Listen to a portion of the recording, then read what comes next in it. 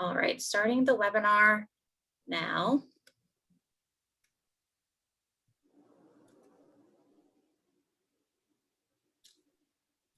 Good evening, everyone. Good evening, everyone, and welcome to our last Stop the Hate event, discussing an anti-bias vision for the next generation and the Youth Award ceremony. Before we get started, I'd like to run through a few housekeeping items so you all know how to participate in this evening's event. First off, all lines are on mute. If you experience any technical difficulties at any point during our presentation, please explain your problem through the chat feature and we will try our best to address the issue. And please note that the chat is for comments and questions. Due to time constraints, please keep all entries in the chat on topic. Lastly, we are recording this event and the video will be available on our YouTube page within 24 hours. Please subscribe to New Jersey OAG and Civil Rights NJ on YouTube, Twitter, Facebook, Instagram, and Flickr for the latest updates on news, resources, and information from our offices. And now we will start things off with remarks from Attorney General Grier.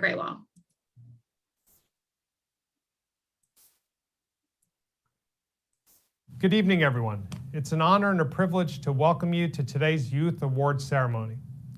The culmination of the Division on Civil Rights' celebration of the 75th anniversary of the New Jersey Law Against Discrimination. Today, DCR will be honoring and engaging in conversation with the winners of this anti-bias competition, in which DCR invited students and young people from across our state to submit artwork, hashtags, slogans, and videos, all focused on raising awareness that hate has no place in New Jersey. And before I go any further, let me just say this. Wow, I am simply blown away by the creativity and thoughtfulness that all of you put into your work. It's impressive not only for a youth competition, but it could stand up against professional campaigns on this topic as well. So to all of you who participated, who stepped outside of your comfort zones to send something our way, thank you. Thank you for showing everyone how New Jersey youth steps up to confront problems inherited from earlier generations. And thank you for inspiring all of us.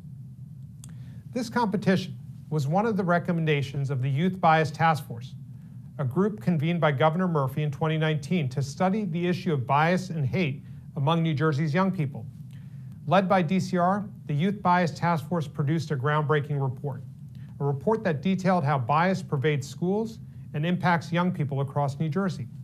And it offered sweeping recommendations for addressing the problem as well. I've reviewed the submissions that DCR received, and I can honestly say that your creativity and your passion filled me with hope. Hope that your generation has a true vision of a New Jersey free from discrimination and bias. And that's because your voices are critical in this moment, a moment in which we're grappling with issues of racial justice both in New Jersey and across our country. Not just in the context of law enforcement and healthcare, which are top of mind for all of us, but also in our educational systems, which are the key to spreading awareness and changing culture. So I can't stress enough how important it is for young people to lead by example, to be anti-racist, and to empower others to call out racism, and to engage in respectful dialogue, to educate those who may not be aware of their biases.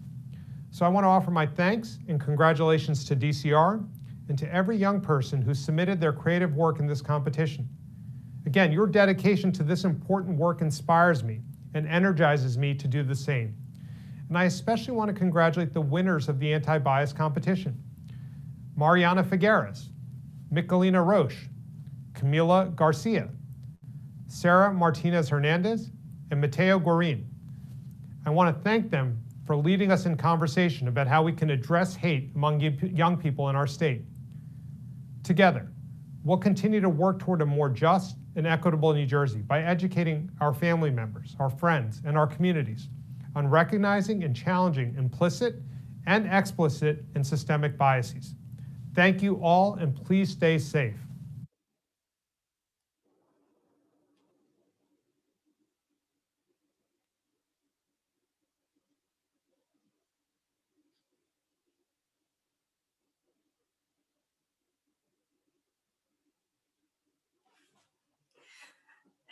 Good evening, everyone. My name is Ashley Reicher, and I am one of the community relations specialists here at the Division on Civil Rights. And thank you so much for joining us. For our opening remarks, I would like to introduce Elise Body, Professor of Law, Henry Rutgers Professor, and Judge Robert L. Carter Scholar to provide some information as we get started. Elise? So thank you, Ashley, and thank you to the Division for Civil Rights for this invitation. I'm really honored and delighted to be with you for this celebration of the 75th anniversary of the law against discrimination. I wanted to begin by saying that this is actually quite personal for me because I consider myself a child of the civil rights movement. Without revealing how old I am, let me just say that I was born in the sweet spot of the civil rights era, right after federal laws were passed that created opportunities in the workplace, in public schools and housing, and that also protected the right to vote. Every opportunity that I've had, I can trace back to those laws and to the struggles of people who dreamed of a different country and fought for change, knowing that they might never benefit from it, and yet doing it to create opportunity for the generations that followed. And when I think about these brilliant thinkers and strategists, the Fannie Lou Hamers, the Polly Murrays, the James Formans, and John Lewises, I'm amazed by their ability to imagine the unimaginable. I'm amazed by their tenacity and their fierceness in organizing, mobilizing, protesting, and demanding justice in pursuit of their vision for a country that would be fairer, better, and stronger. I thought about all this as I was reading through the law against discrimination in preparation for today. This path-breaking civil rights statute, the first state law of its kind. And as you all may know, the state legislature's findings typically provide the rationale or the justification for a law. And what the findings say for the law against discrimination is that discrimination threatens not only the rights and privileges of New Jersey residents, but it also menaces the institutions and foundation of a free democratic state. Let me just read that again. Discrimination not only threatens the rights and privileges of New Jersey residents, but it also menaces the institutions and foundation of a free democratic state. When I read this language, I was immediately struck by its power because it captures so precisely the harms of discrimination. Discrimination is not only debilitating for the victim, but it also debases our institutions and our democracy. And I thought about, again, as I was preparing for today, about how this happens, how discrimination undermines the legitimacy and effectiveness of our institutions, because it excludes diverse groups of people who have different talents and abilities and ways of approaching and solving problems. Discrimination also undermines our democracy because it excludes the voices and the perspectives of different groups of people. Discrimination denies us all the chance to work together as peers toward a collective goal. And yet for laws to mean something, they have to be activated and implemented and enforced. And in thinking about this, I was reminded of a story, quick background. After law school, I clerked for a federal judge whose name was Robert Carter. Judge Carter was special because he was one of the leading civil rights lawyers in the country during the 1940s and 50s and early 1960s. He was second in command to Thurgood Marshall, whom some of you hopefully know was a US Supreme Court justice, and led the NAACP Legal Defense and Educational Fund. Robert Carter grew up in New Jersey, in Newark and then East Orange. And as a teenager in the 1930s, he attended East Orange High School. And East Orange High School had one of the best swimming teams in the state. But the school's swimming pool was segregated, which means that it was only open to Black students after school on alternate Fridays, that is every other Friday. And even then it was only available to Black students according to their gender. So what would happen is that on Friday afternoons, the school would drain and clean the pool and refill it for the white students who would use it the following Monday. But to go back to my point about the power of law, in May of 1933, Robert Carter read in the local newspaper that the New Jersey Supreme Court had held that all public school facilities that were available to white children had to be available to Black children as well. And so during the next gym class, Robert Carter, being the fearless person that he was, went to the swimming pool while the white children were swimming in it, and he jumped in the water. The problem was that he could not swim. So he clung to the side of that pool while the gym teacher yelled at him and threatened to have him expelled. And when that happened, this teenage Robert Carter told the gym teacher that according to the New Jersey Supreme Court, he had the right to use the pool when the white children did, and he was going to use it. No other Black student would join him. None of the white children would get in the pool with him, but every day until graduation, he got in the pool and clung to the side for dear life. The next year, the school decided to close the pool rather than to integrate it. So I tell this story as a reminder that simply having laws on the books is not enough. Again, for laws to mean something, they have to be activated, they have to be implemented, and they have to be enforced. The Civil Rights Division is to be applauded and celebrated for all of the wonderful work that it has done and is doing to create a fair and more just state. And I also want to applaud all the young people, the next generation, who are here tonight, who are working to stop the hate and to fight bias. At the same time, I want to offer a note of caution, because despite the robustness of our laws, despite the terrific work of the division, we have a stunning racial divide in this state. We have an enormous wealth gap. The median net wealth of white families in New Jersey is $352,000. That's the highest in the United States, but it's only $6,100 for Black families and a little over $7,000 for Latinx families. The median net wealth of white residents is $106,000, and yet only $179 for Black and Latinx people. New Jersey is the 6th most segregated state in the country for Black students, more segregated than the states of the former Confederacy. Black people are 3 times as likely to be subjected to the use of force by police. New Jersey also has the 4th highest maternal mortality rate in the country, which disproportionately affects Black people. So what are we to do about these other barriers that menace the institutions and foundations of a free society?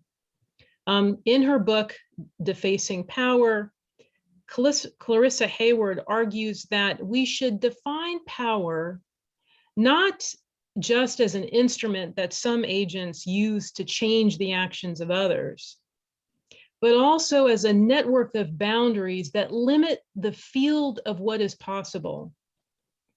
So I want to suggest that we extend our vision of the work that needs to be done, and I say this to the audience as a whole, by asking ourselves, what are the hidden structures and systems that deny people of color opportunity in this state? by limiting the field of what is possible. How can we create systems that not only allow minoritized communities to survive, but also to thrive? This is a critically important time to think about where we are in civil rights in this state. Soon, hopefully, we'll be past the coronavirus pandemic. But Black and Brown people in New Jersey have been fighting a longstanding pandemic of racial injustice from systemic and structural racism in the form of inaccessible health care, segregated public schools, a crisis-level shortage of affordable housing, a criminal justice system that disproportionately criminalizes Black and Brown people, including in how we police.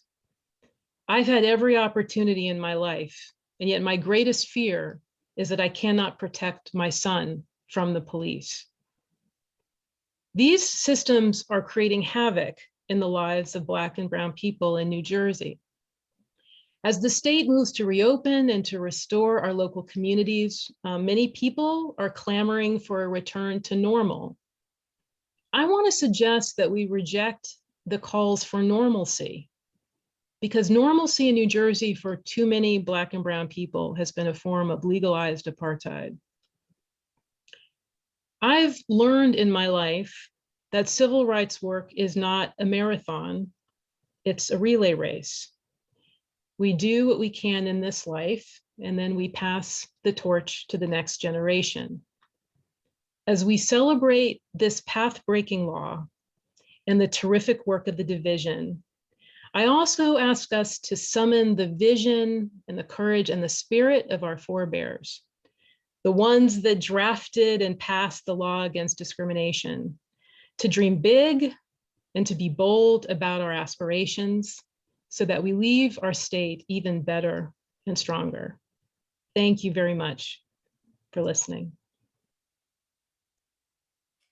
Thank you so much, Professor Badi, for your thoughts and experience and opening our exhibit and award ceremony with those words.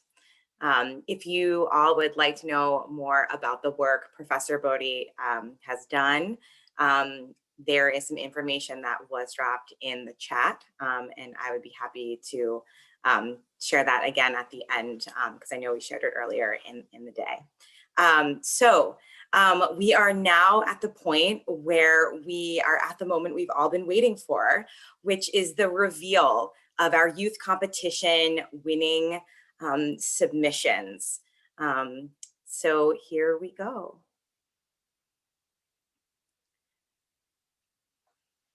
It may take a moment to go to the next slide. For our first youth competition winner in the slogan category is Mariana Figueres. Mariana is 16 years old, and she is from South River High School. And her slogan is challenge traditions, fight inequality, and stand together.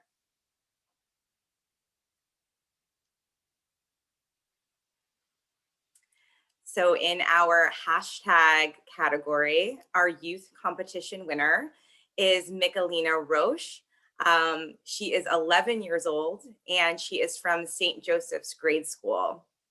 Her hashtag is hashtag no hate in this great state.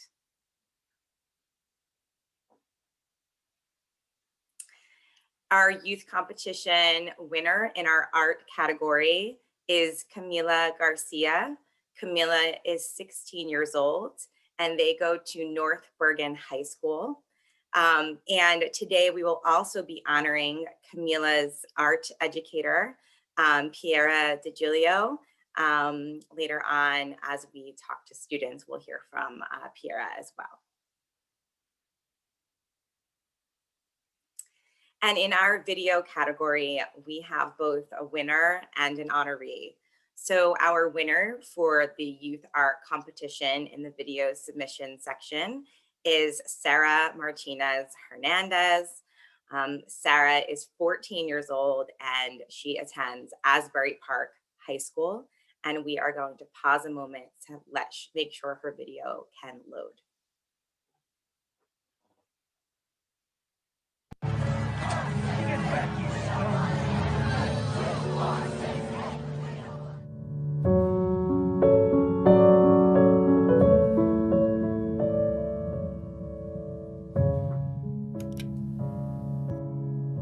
Across the country this weekend, hundreds were arrested in ongoing protests over police shootings of Black citizens. We decided not to indict 3 police officers in the shooting death of Breonna Taylor. The 26-year-old. Tens of thousands of people packing streets and parks in New York City, Philadelphia, Chicago, and Denver, carrying signs reading Black Lives Matter. Overnight, violent protests erupting in Philadelphia, hours after police shot and killed a Black man.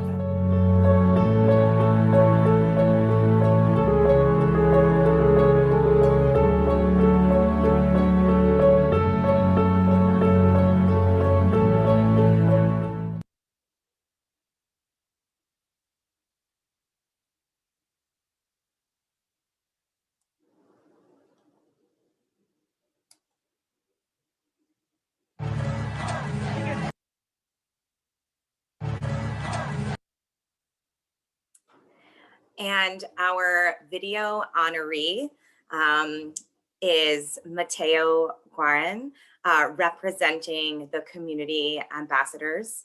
Mateo goes to Toms River High School South, and the additional community ambassadors that contributed to the video that was submitted by Mateo is from Toms River High School South, Ariana Guzman and Zulima Cardenas. From Barnegat High School is Derek Gonzalez. From Toms River Intermediate South is Tanya Montoya. From Messiah College is Jasmine Guarin. And from Ocean County College is Abdil Gonzalez and Kimberly Guzman.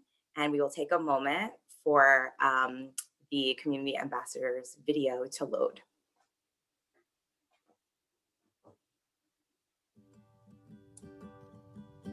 When my face, my identity, mi identidad, my skin color and my hair, mi cabello, my food, mi comida, my faith, mi religión, my gender, defines hate, define el odio, defines hate, defines hate. I will rise to be the change. I will rise to be the change. I will rise to be the change. Me levantaré para hacer el cambio. I will rise to be the change. I will not remain silent. My actions will speak loud and clear. I will rise to be a voice, and I will rise to be heard. I am New Jersey. I am New Jersey. Yo soy Nueva Jersey. I am New Jersey. I am New Jersey. I am New Jersey. Soy Nueva Jersey. We are New Jersey.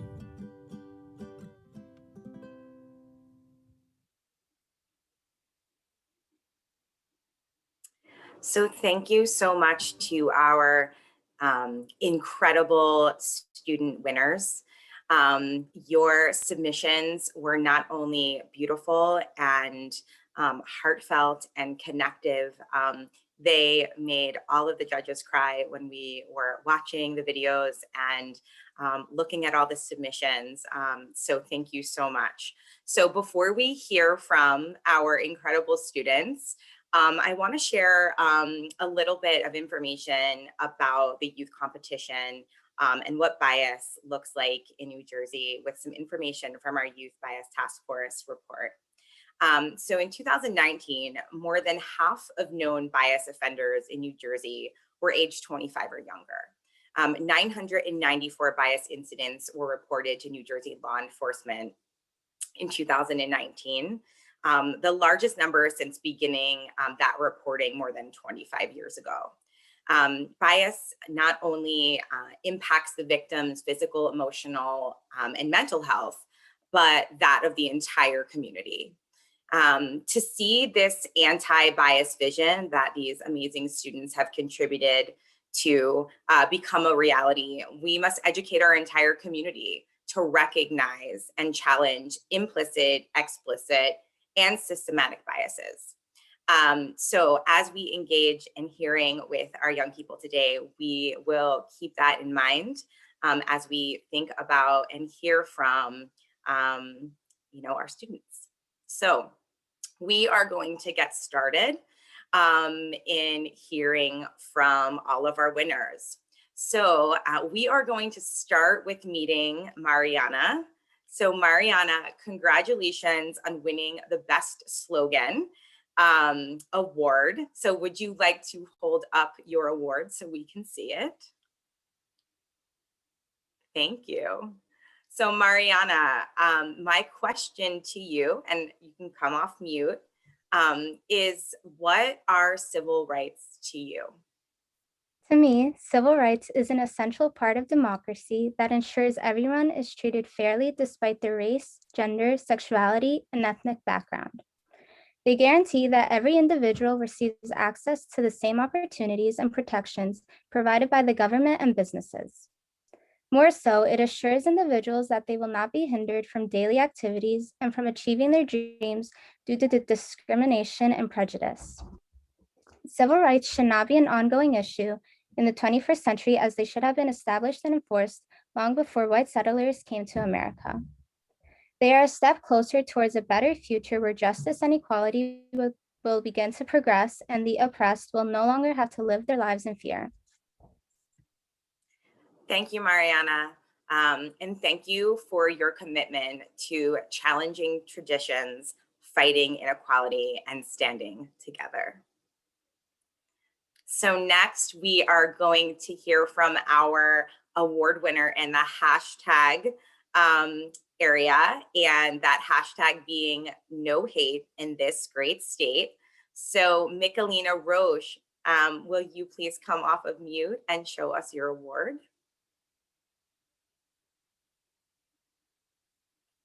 Thank you so much, Mimi.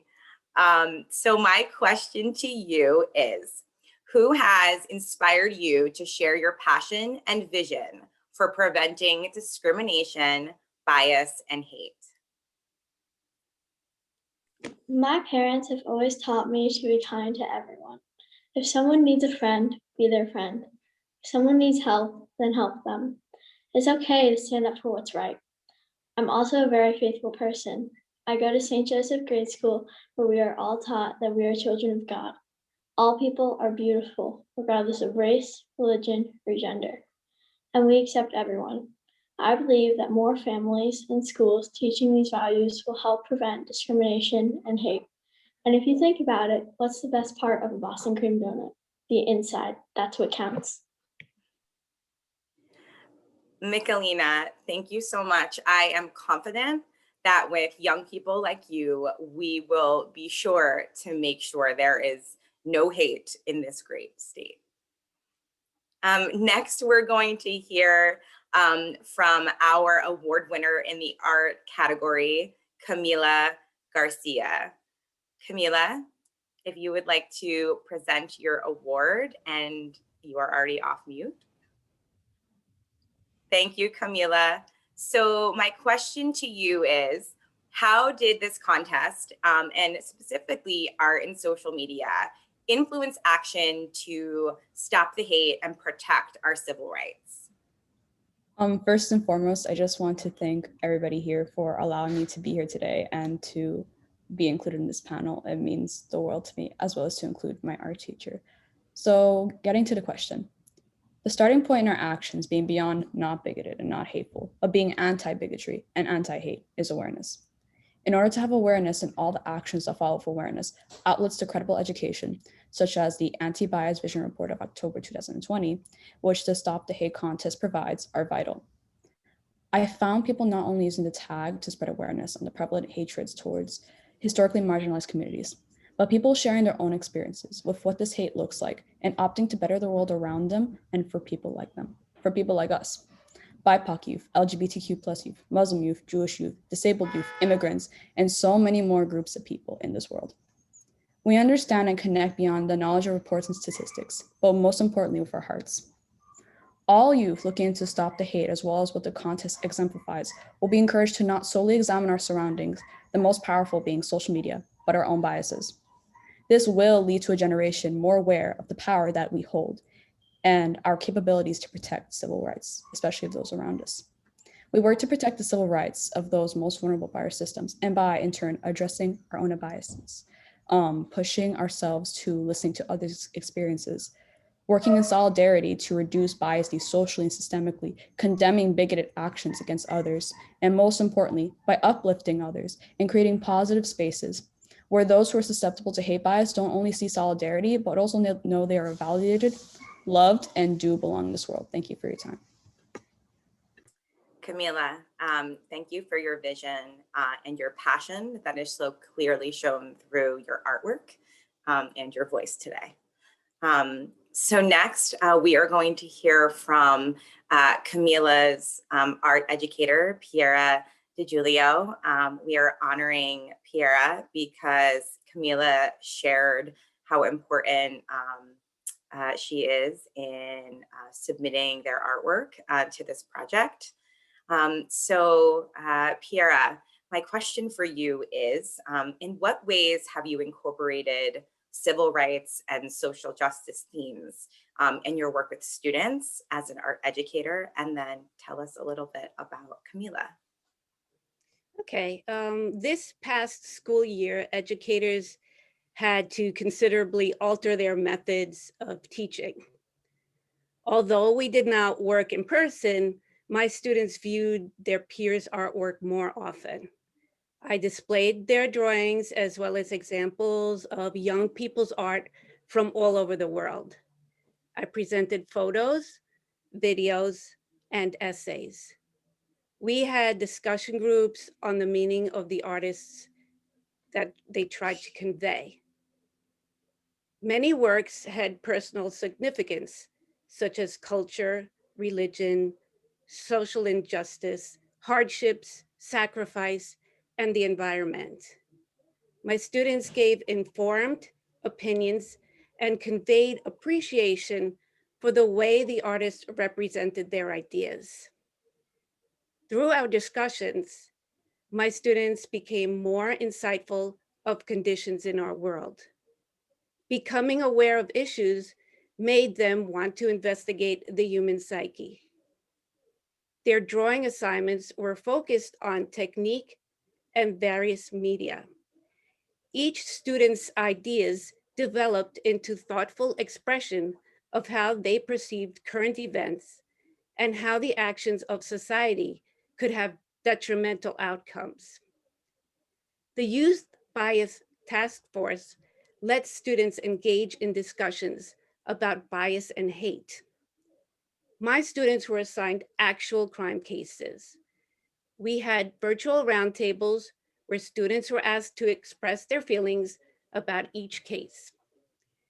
They were then asked to design a poster to help bring awareness to the issues of bias and hate and submit their work. My hope is that the students have learned that their voice is powerful. And one way to stand up and be heard is through artistic expression. So I wanted to be here this evening to show support for my student, Camila Garcia. I have taught CAM since 2019. Although it's been a little out of the normal routine, trying to learn art virtually, I have witnessed CAM's growth and development. CAM's dedication throughout their art career has shown through their high grades, time management, and work ethic. They utilize introspective ideas to create visionary works of art. They are not afraid to ask questions and utilize constructive criticism to improve on their work.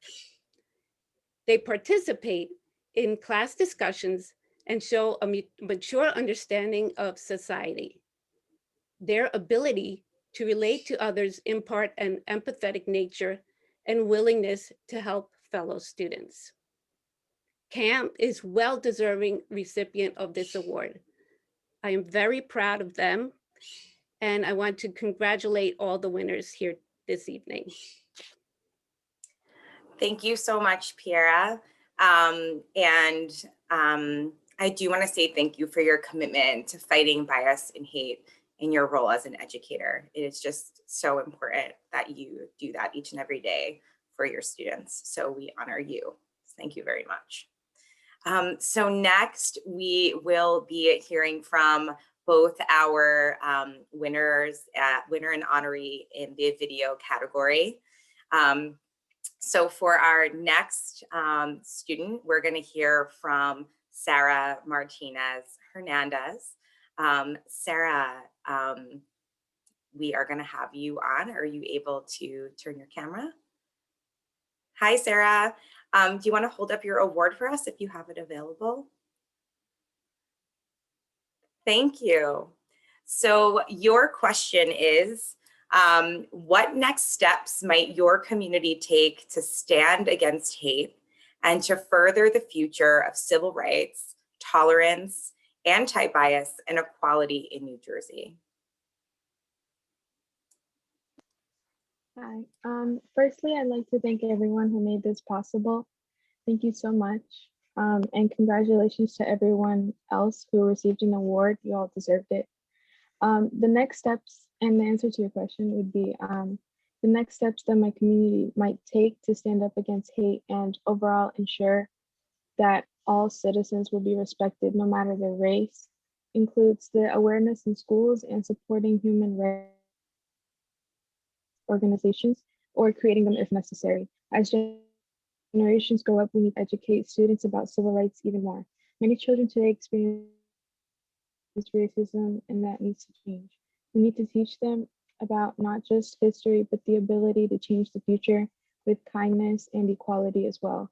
That means adding to the curriculum and also educating staff members in the education system. We also need to encourage our community to speak out against hate. Everyone has a voice and we need to use it. I believe that our generation and generations to come have the power to change the world. Sarah, thank you for your words and the connections to the images shared in your video. They were so moving, and we thank you for creating it and submitting. You are also a well-deserving winner here in this competition. So thank you. So next, we are going to hear from Mateo Guarin, our honoree, who will be representing the Community Ambassadors Club that was shared with you earlier. Mateo, did you want to share your award? I'm not seeing Mateo. Oh, there you are. Okay. Thank you, Mateo. So I'm going to ask you the same question. So what are the next steps your community might take to stand against hate and to further the future of civil rights, tolerance, anti-bias, and equality in New Jersey? I think personally that some steps our communities could take are to focus on reducing the disconnect between the youth and their communities. Because as you said, the report, a majority of the hate and bias crimes in New Jersey are under the age of 25. So focusing on that age group is so important on reducing that hate and bias crimes for the next couple of years. And I think that creating opportunities for community collaborations are important as well, because as we collaborate with other cultures, other beliefs that we're not very aware of, we become cognizant of more, and we build that respect for other people, where in other situations we could become unaware and we could become hateful against them, and to reduce that would be so important. And these community projects are so important because, for example, our club, the club that was in the video, we worked at a food pantry, and working at that food pantry, we saw a lot of situations that we didn't know existed in our community. We didn't know that people lived through that. They told us accounts that we had no idea that happened in our community. So it's very eye-opening. Another thing that we could do are collaborations with our Human Relations Committee and the prosecutor's office in our counties. I know that in Ocean County, where I live, we've had youth panels. We've had as well as the youth integration in the Human Relations Committee as well. And right now we're developing a mentoring project for our club so that we can increase the amount of people that get into professional fields when they get older. And I think that's about it. Thank you. Thank you, Mateo. And as a fellow resident of Ocean County, we are so proud of the work that the community ambassadors are doing. And I know I cannot wait to see the incredible work you all do in the years to come. So thank you so much.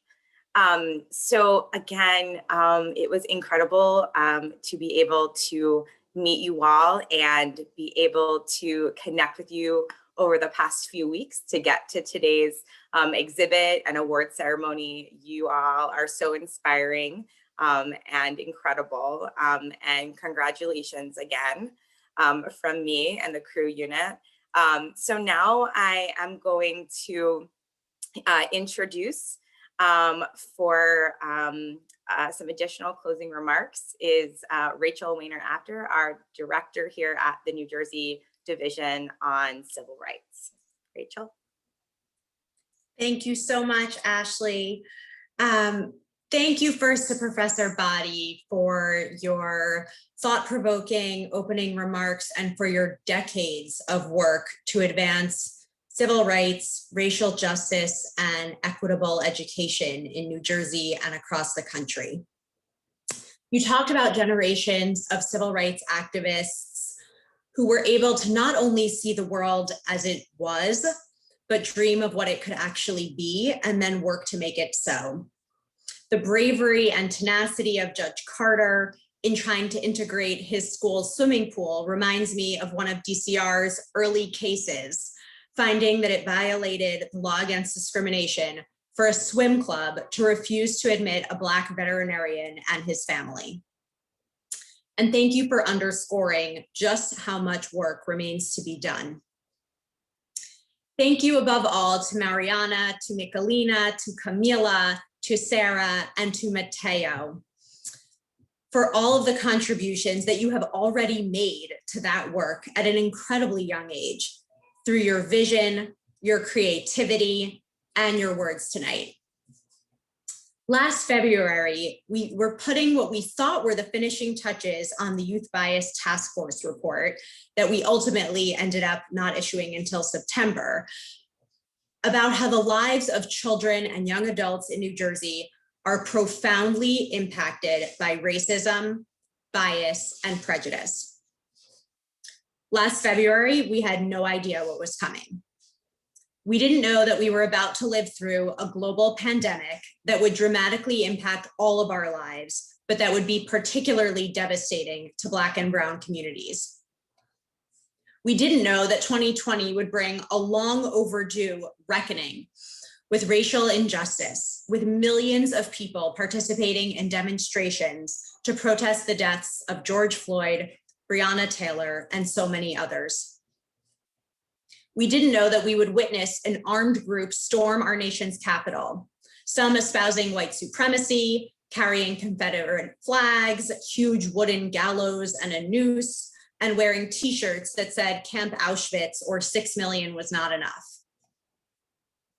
Altogether, everything that we have lived through over the past 14 months, and indeed over the past 402 years, leads to only one conclusion. We need Dr. King's radical love and radical empathy now more than ever. We need his message of anti-racism, his commitment to universal human dignity, and we need his belief in the possibility of change. When we thought a year ago about how to involve young people in that work, we realized that if we wanted to inspire young people, we couldn't do it ourselves. Instead, we needed student leaders to inspire their peers to stand up for the rights of all people. We could not have imagined better ambassadors. The creativity, vision, insight, and determination that you all just exhibited was incredible. Beyond the beautiful and honest and true hashtag, slogan, artwork, and videos, listening to each of you speak tonight was an honor. You were brave and aware and understanding. You spoke about the centuries-long struggle for equal rights and equal dignity, for the ability of historically marginalized communities to determine the course of their own lives without barriers imposed because of race or religion or gender or disability. You spoke about how many people in 2021 live in fear of violence, discrimination, or prejudice because of what they look like, how they worship, or who they love. You explained how it is not enough to be not bigoted or not hateful. Instead, we must be anti-hate and anti-bigotry. You spoke about the importance of teaching children like yourselves and your friends and peers at a young age, not only about racism in the past, but about racism today, and about their ability to move the world toward equity and justice. You emphasize the importance of bringing students together to create individual connections that reinforce our shared humanity. And you spoke about the power of your generation to change the world. We here tonight could not agree more. You all see the world truly as it is and are inspired to contribute to what it could be. Our goal at the Division on Civil Rights is to nurture your courage and your creativity and your vision, to support you as ambassadors in standing up for justice and equality in your communities and in standing against hate, bias, and prejudice. We want you to feel seen and heard and valued because you are just that. You are incredible assets to our state and to our world, and we cannot wait to see what you will accomplish over the next 50 years. Thank you again for sharing your commitment with us. We at DCR are inspired by you, and we are inspired to work with you to change our world.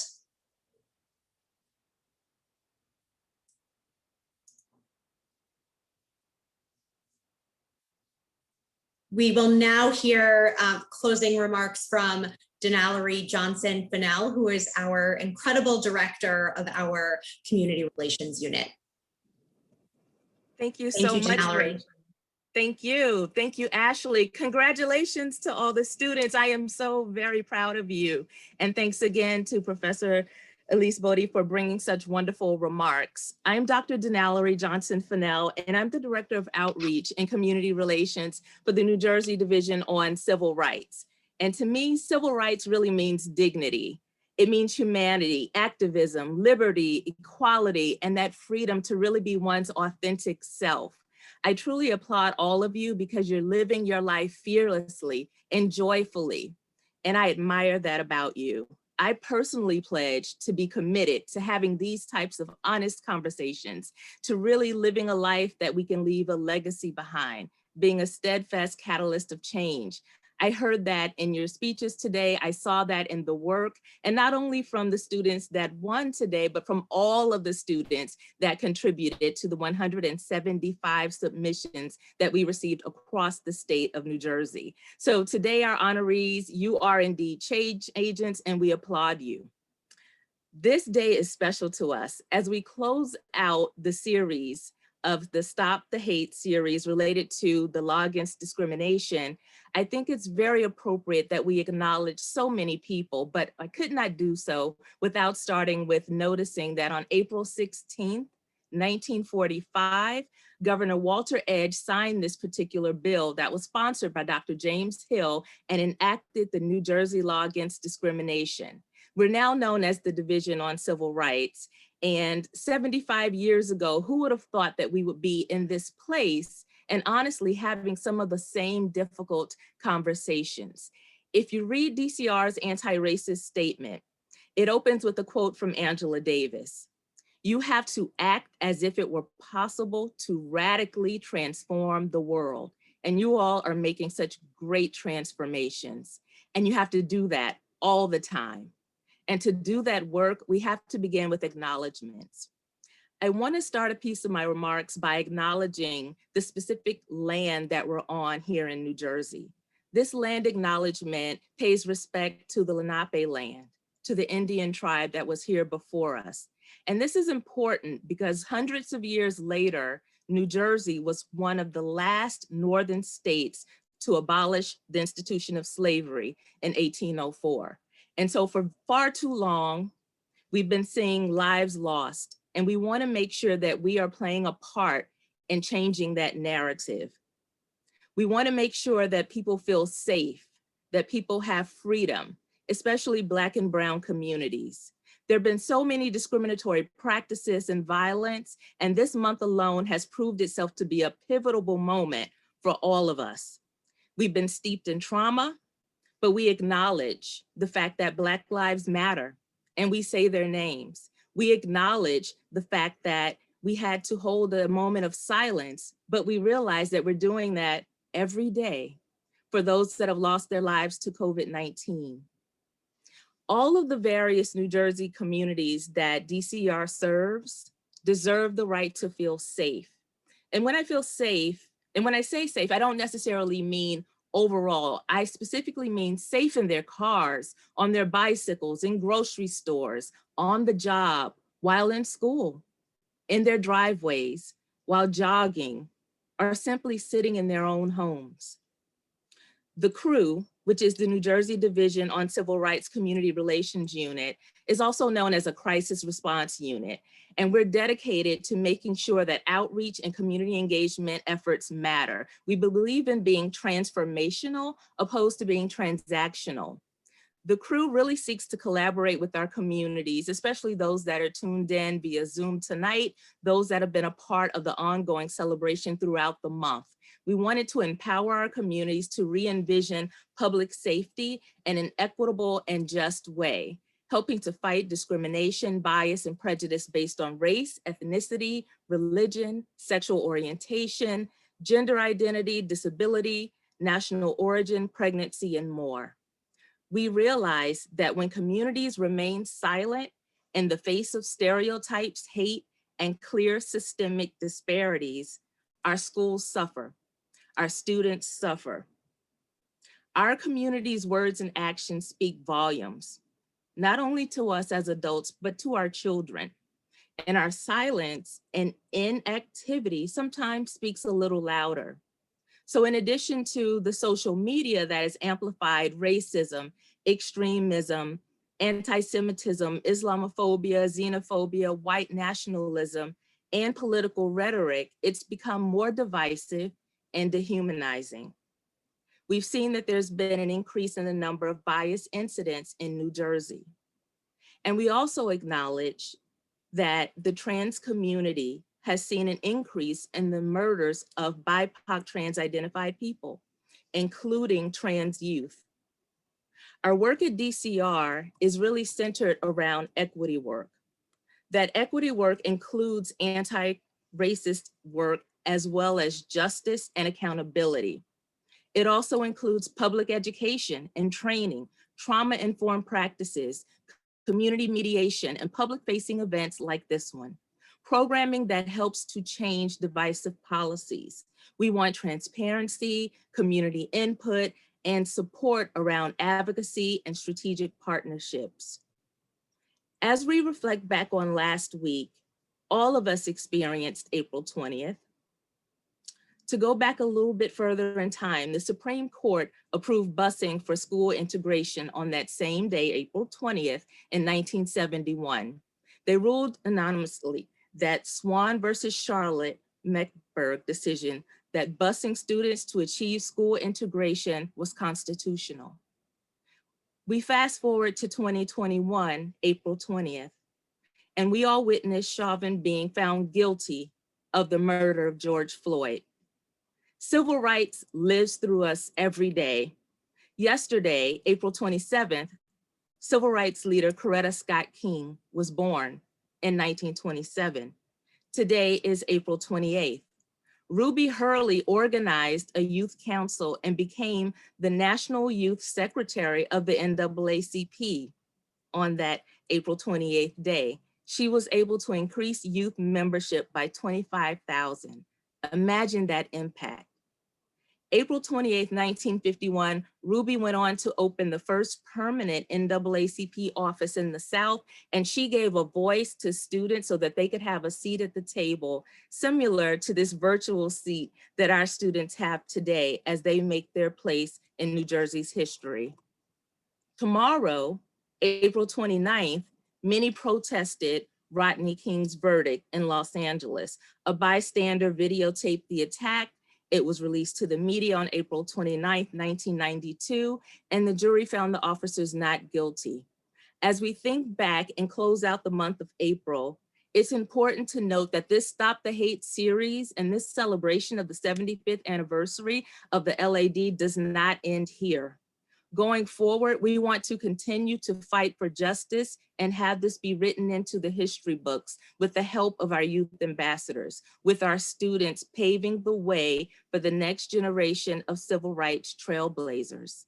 We at DCR are so very proud of our students statewide, but we're also so proud of the teachers, the parents, those community members, education board members, our resource officers, the school anti-bias liaisons and district leaders that help move this work forward. Every educator is committed or should be committed to the anti-racist work that we need to do. The U.S. Department of Education for Civil Rights disaggregates the data by subgroups, and they've shed light on the disproportionate statistics for certain subgroups of students and point out that students of color often endure hardship and difficulty related to not having access. These are questions of unjust policies and practices in our schools. Bias incidents are on the rise, but we can indeed impact change. Our leaders, our student leaders, are in a position to put anti-racism at the forefront, and we can encourage our school districts to invest in long-term anti-racism, implicit bias, curriculum, and professional development. And DCR is so proud to have a new public education unit that can help meet that need. DCR invited many of our partners statewide to join us in reimagining how do we create a more equitable future around the LAD and civil rights. We heard from our experts around public health and health equity, employment, fair housing, education, and youth-related programs.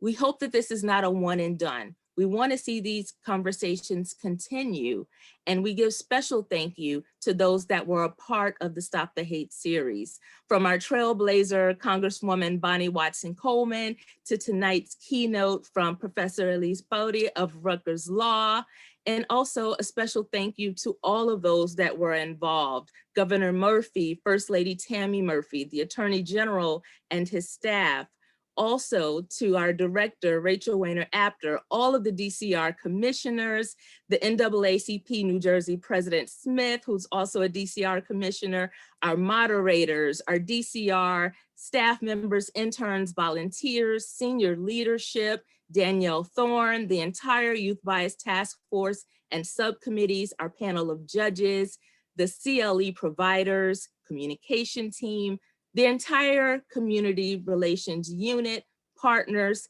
the students that participated, all of you are a part of our trailblazing moment, and I salute you.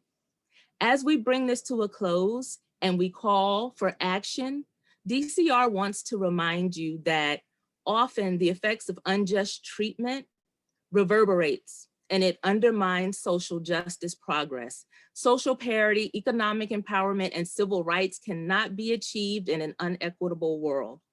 This month, DCR took a pledge to stop the hate and stand against racism. And with this series, there is much work to do, but to do together, and we will be a mighty force. Our youth have inspired us tonight. We congratulate them again, and we look forward to their civil rights related efforts as student ambassadors. As a call to action, we ask for all of New Jersey to join with the New Jersey Division on Civil Rights. And we want you to take a look at the Youth Bias Task Force report and read that. Learn about the data and the statistics in your own neighborhoods and how you can impact change. We'll be dropping links to the Youth Bias Report, its 2-page summary, as well as our website, phone number, social media handles, email address, all of that information so that you can learn more about us, but also to become even more committed to our anti-bias focus. The link to our anti-racist statement will also be shared, as well as the staff video and our commitment to justice. We encourage you to look at our website and learn more about DCR and how to file a complaint. We encourage you to visit the exhibit and see all of the submissions that we received, from the hashtags to the slogans, the videos, the art, but also to listen to the cultivated 20 hours of civil rights music that our staff members and our community members put together to give us a full day's worth of reflection. We invite you to visit the link that will be dropped in the chat that has the jot form so that you too can add your favorite civil rights songs so that we can have that full day's worth of reflection even after the end of this Stop the Hate series. DCR also asks that you join with us and take the pledge to stop the hate. We ask that you join with us and take the pledge to stand against racism. You can email your photo and statement and tell us, what does civil rights mean to you? I started off saying what it meant to me. We heard from our wonderful students tonight about what civil rights means to them, but we want this to live on. The pledges, speaker bios, program resource booklet, our civil rights playlist, the exhibits, access to our constant contact email list distribution, the photos from this month's events, all of these will be available on our website, and you can follow us on our social media pages at Civil Rights NJ. We highlighted all of tonight's administrators and students that are Zoomed in, but we also recognize that there's so many others that weren't able to join us. And so we will be sharing a copy of this recorded video so that people can participate. But we want to also thank those community partners that stood in the gap to ensure that our students' voices were heard. We would love to hear a few words from one of our competition panel judges. Amanda Simpson represents the Hedrick Martin Institute. And as we begin to hear from Amanda and close out tonight's event, we want to thank you all for attending the Stop the Hate series and for celebrating the entire 75th anniversary of the Law Against Discrimination. We encourage you to remain well, to stay engaged, and to remember what our students told us. There is no hate in this great state.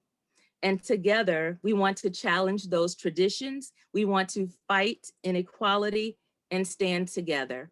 On behalf of DCR and the entire staff, I thank you.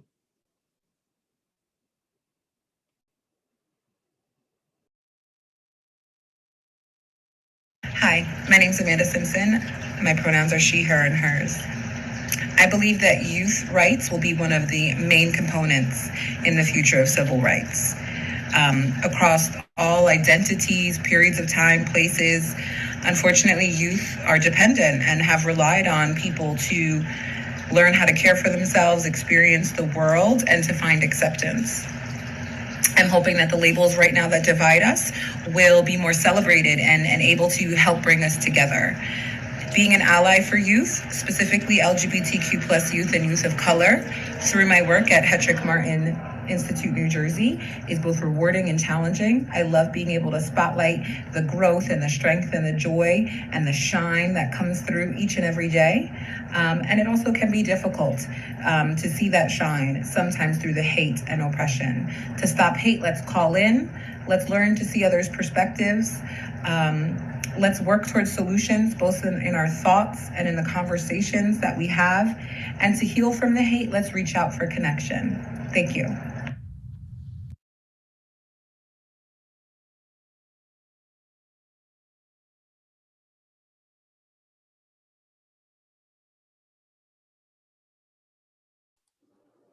Thank you all so much. Have a wonderful night.